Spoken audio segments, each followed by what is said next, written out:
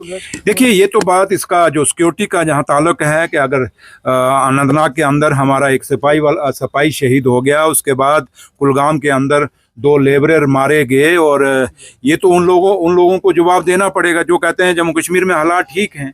अगर हालात ठीक हैं तो फिर ये कैसे हुआ? इसलिए मेरे ख्याल डीजीपी साहब का सबसे बड़ा उनको इस बात पे क्लैरिटी देनी चाहिए, क्योंकि हम तो जब भी सुनते हैं हमेशा सिक्योरिटी फोर्सेस कहती हैं यहाँ, क्योंकि एक वक्त था कि जम्मू कश्मीर में मिलिटेंसी थी, लोग कहते थे मिलिटेंसी थी। अब तो वक्त ये आ गया है, कहते हैं ये इस इलाके में नहीं है, इस इलाके में नहीं है, सारा साफ है, बिल्कुल ठीक है, हालात नॉर्मल है। तो अगर नॉर्मल है तो फिर ये क्यों हो रहा है? तो इसलिए ये एक सवाल आपका वाजिब है, और जो एजेंसीज, जो सिक्योरिटी एजेंसीज हैं, जो सीआईडी की एजेंसीज हैं, उनको भी जवाब देना पड़ेगा कि अगर आप लोग कहते हैं सारे हालात जम्मू कश्मीर के ठीक हैं तो ये हमले कैसे हो रहे हैं? ये एक आपका वाजिब सवाल है, और इसका जवाब, क्योंकि जम्मू कश्मीर सरकार के अंडर तो हमारे अंडर तो ये आती नहीं, सिक्योरिटी फोर्सेस आते नहीं हैं, और जिनके अंडर आते हैं उनको जवाब देना चाहिए और उनको बताना चाहिए कि ये हादसे कैसे हो रहे हैं। हम तो यही तो कह सकते हैं कि वो सुबह कब आएगी जिस दिन जम्मू कश्मीर में एक भी गोली नहीं चलेगी, और वो सुबह हम तो यही उम्मीद करते हैं कि जो कुलगाम में 2 लेबरर मारे गए, जो बेचारे में रोजी रोटी के लिए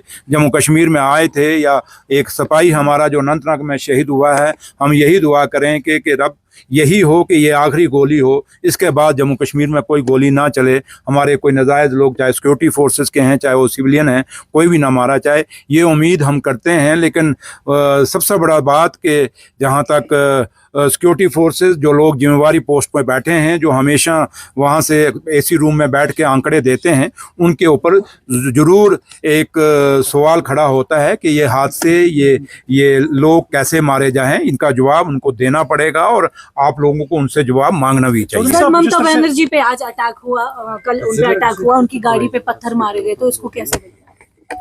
ये मेरे ख्याल अब बीजेपी के लोग, कई एमएलए यहाँ घूमते हैं, कई लीडर उनके घूमते हैं, जरा उनको पूछ लीजिए कि क्या बाबा साहब भीमराव अंबेडकर ने यही जम्मू कश्मीर और यही हिंदुस्तान का ख्वाब देखा था? महात्मा गांधी जी ने क्या यही हिंदुस्तान का ख्वाब देखा था? राजगुरु, सुखदेव, भगत सिंह, जिन्होंने 23 साल की उम्र में भगत सिंह फांसी पे चढ़ गया, लटक गया, क्या इसीलिए अपनी माओ ने अपने बच्चे कुर्बान किए थे कि आज़ादी के बाद किसी को बोलने का हक नहीं दिया जाएगा, किसी को अपनी बात रखने का हक नहीं दिया जाएगा? इसलिए ममता बनर्जी पे अटैक होना, ये डेमोक्रेसी पे अटैक है। और बेशक चाहे वो लोग रूलिंग में हों या अपोजिशन हो, हर बंदे को अपना, और ये रूलिंग अपोजिशन तो अलग बात है, एक आम आदमी भी अगर अपनी बात रखता है तो उसको अपनी बात रखने का हक इस हिंदुस्तान में है। इस जगह आप हों, अगर एक बंदा टेंडर डालता है, लोवेस्ट डालता है, वो 40 भी डाले, उसको 40 ही मिल जाए, क्या आप रोक सकते हैं? कभी कोई नहीं रोक पाएगा। अब लोग सुनिए ना, कॉम्पिटेंट इनकॉम्पिटेंट की बात नहीं होती। ठेकेदार टेंडर, ई टेंडरिंग है, ई टेंडरिंग में कहीं चांस नहीं है। जो लोएस्ट आएगा, चाहे वो ए आए, बी आए, सी आए, डी आए, हाँ, ऐसे कोई टेंडरिंग में घोटाला है तो मुझे बोल दीजिए, मैं इंक्वायरी करूंगा, ऑफिसर के खिलाफ एक्शन लूंगा। जहां तक ई टेंडरिंग का ताल्लुक है, वहाँ बिल्कुल ट्रांसपेरेंसी है, और वहाँ कोई गुंजाइश नहीं है कि किसी को आप मदद कर सकते हैं। एक चीज, दूसरा, आपने मैग्डमाइजेशन की बात की कि डिले हो रही है, ये आपकी बात वाजिब है, क्योंकि इस बार जब हमने जम्मू से दरबार मूव हुआ था, अब हमें अप्रिशिएट करें हमें सरकार को कि हमारे डिपार्टमेंट को, हमने वहाँ अप्रैल में ही फाइल अप्रूव कर दी थी मैग्डमाइजेशन की। पिछले साल हम लेट हो गए थे, जिस कारण काफ़ी पैसा हमारा सरेंडर हुआ था, इसलिए हमने पहले ही, इस बार ऑनरेबल सीएम साहब की डायरेक्शन थी और उसके मुताबिक हमने अप्रैल में जब वहाँ से दरबार मूव हुआ, हमने ये जो प्लान था पूरा मैग्डमाइजेशन का कश्मीर का अप्रूव कर दिया था। लेकिन बैड लक, हमें नहीं पता था कि ये वार लग जाएगा, ईरान वाला जो वार हुआ उसके कारण रेट बढ़ गए, जिससे ठेकेदार नहीं माने। इस पे आपको पता है कि चीफ मिनिस्टर साहब ने 2 मीटिंग ले ली। एक मीटिंग अपने राब्ता में ली वहाँ ऑफिसर के साथ, उसके बाद एक मीटिंग ठेकेदारों के साथ भी हमने ली है। तो लिहाजा हम पूरा, हमारा आपका कंसर्न बड़ा जेन्युइन है, जायज़ है, लेकिन सरकार की तरफ से कहीं देरी नहीं, बल्कि अब हालात हैं दुनिया के, उन हालातों के साथ तो अब हमारे हाथ तो है नहीं कि जंग हम रोकें और कहें जी हमने कश्मीर का मैग्डमाइज हमारा रुक रहा है, हमारा मैग्डमाइज रुक रहा है, वो तो हम उनको कह नहीं सकते।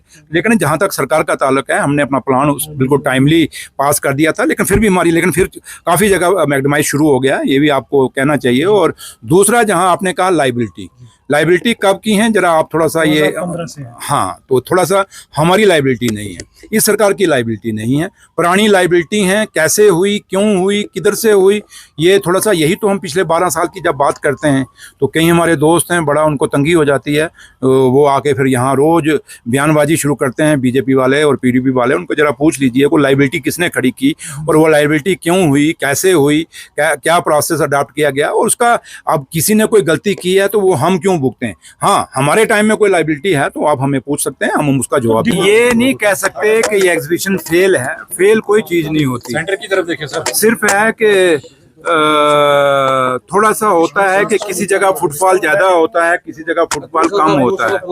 अब थोड़ी सी ये लोकेशन है जहाँ पे ये आर्टिशन वेवर्स हैं, इनको थोड़ी शिकायत है, और पीछे मैं कल परसों इनकी एक वीडियो भी देख रहा था जिसमें इन्होंने अपने इश्यूज रेज किए थे और मैंने भी देखी, तो उसी कारण मैं आज ही आपके बीच में यहाँ इनके बीच में आया हूँ। मैं देखना चाहता था और इनके जुबानी सुनना चाहता था कि ये क्या चाहते हैं, क्या वजूहात हैं कि जो चीज़ें इन्होंने एक सोशल मीडिया पे उठाई वो रीजंस क्या हैं। तो आके मुझे खुद भी महसूस हुआ कि ये लोगों की रोजी रोटी है, ये हमारा विरसा है, हमारी विरासत है, और ये लोगों ने इस वही हिंदुस्तान जिसको महात्मा गांधी जी ने कहा था कि यही हिंदुस्तान है जो गाँव में बसता है, और गाँव में अलग अलग, चाहे वो देश के अलग अलग हिस्सों से ये लोग यहाँ पे आए हुए हैं, और ये गांव के रोजगार को एक तो गांव में रोजगार को पैदा करते हैं, और दूसरा जो हमारी विरासत है इस हिंदुस्तान की, जो अपने हाथों से चीज़ें बनाते हैं, चाहे जम्मू कश्मीर के अंदर या बाकी देश के कोनों में, वो चीज़ें आपने देखी हैं, कितनी मेहनत उसमें है। और खाली मेहनत नहीं होती, उसमें सब्र भी चाहिए होता है। खाली आप कहें कि मेहनत करेंगे, क्योंकि एक बड़ा टाइम लगता है इन चीज़ों को बनाने के। ये सारी फैक्ट्री मेड तो है नहीं, ये सारी हैंडमेड है। तो लिहाजा मैं इनके पास आया, मैंने इनको सुना है, ऑफिसर्स यहाँ मेरे साथ खड़े हैं, तो अब मैंने भी ऑफिसर्स को कहा है कि ये एसी कमरों में बैठ के ये डिसाइड नहीं किया जाएगा कि एग्जीबिशन कहाँ लगानी है। एग्जीबिशन लगाने का मतलब एक ही है कि इन लोगों का, एक तो हमारी जो विरासत है वो लोगों को पता चले कि हमारे बुजुर्ग क्या क्या बनाते थे। दूसरा ये है कि जो हमारी हेरिटेज है ये लोगों के बीच में जाए, और सबसे बड़ी बात कि ये लोग जो बनाते हैं, अगर इनको इनकम ही नहीं होगी, क्योंकि इनका ये सोर्स ऑफ इनकम भी है, अगर इनकम ही नहीं होगी तो ये प्रोडक्ट बनाना बंद कर देंगे।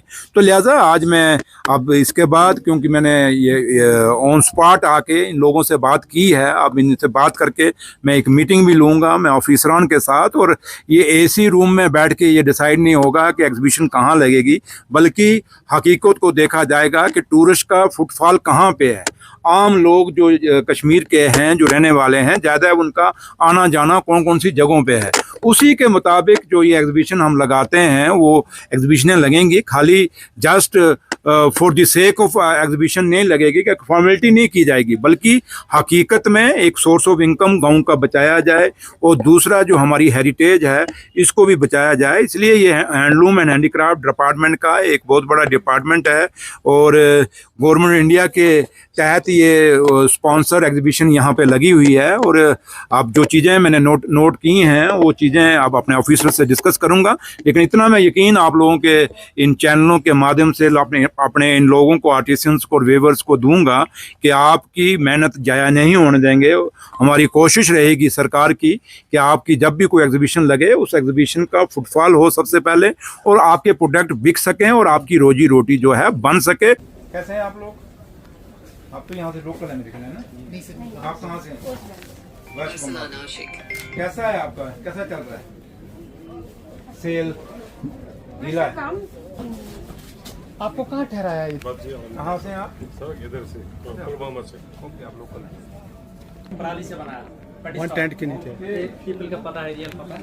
हाँ, मिलते बात। आप कैसे हो? कैसा चल रहा है कुछ सेल या नहीं? कस्टमर कैसे हो? आप भी यहीं से लोकल?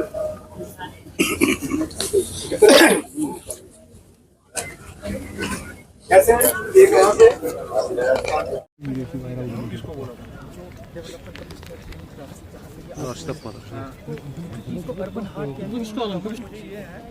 अगर आपका यहाँ आप ठीक हैं? क्या कोई आ रहा है?